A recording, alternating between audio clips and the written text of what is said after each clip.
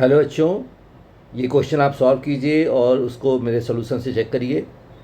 ठीक है, देखो इस क्वेश्चन में दे रहा है कि थिन स्फेरिकल शेल है lying on A rough horizontal surface. ठीक है, और आपने इसे हिट किया है क्यू से, जिसका line of action centre of mass से पास कर रहा है। ये देखिए, इसका line of action centre of mass से पास कर रहा है, right. As result the shell start moving with a linear speed v। उसने वेलोसिटी v गेन कर ली। ठीक है, लेकिन इसके पास कोई एंगुलर वेलोसिटी अभी नहीं आई है, omega is 0, right. Find the linear speed of the shell after it starts pure rolling on a surface. जब ये प्योर रोलिंग परफॉर्म करेगा तो इसकी वेलोसिटी कितनी होगी, ये पूछ रहा है ये। ठीक है, सबसे पहले हम लोग लीनियर इम्पल्स का इक्वेशन लिखते हैं। लीनियर इम्पल्स का इक्वेशन क्या कहता है, F delta T is equal to M into V. तो यहाँ पे फोर्स लगाया डेल्टा टी टाइम के लिए, एम इंटू वी, तो वी सी एम आ गया F delta T divide by M, right.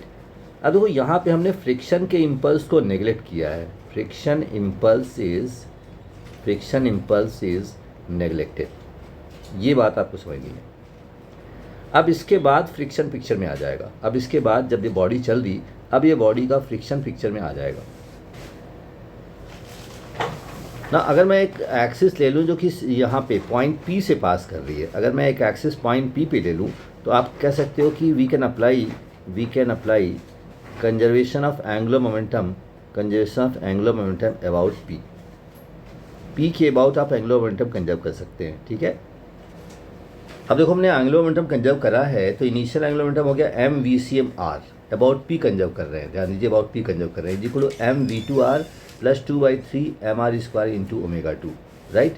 And v2 is equal to omega 2 R हो गया, क्योंकि प्योर रोलिंग स्टार्ट हो चुकी है, प्योर रोलिंग अब स्टार्ट हो चुकी है। ठीक है, अब देखो यहाँ पे मैं ओमेगा 2 आर की वैल्यू मैंने पुट कर दी, omega 2 R is v2, right, ये हमने पुट कर दिया। ठीक है, और v2 की इनिशियल वेलोसिटी vcm उससे दे दी है v, तो यहाँ से मेरे पास आ गया 5/3 mv2r is equal to mvr। तो v2 की वैल्यू मेरे पास आ गई 3/5v, राइट।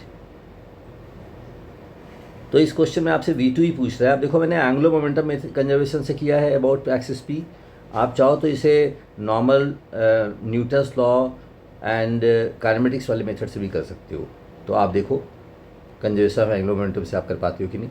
ठीक है, थैंक यू।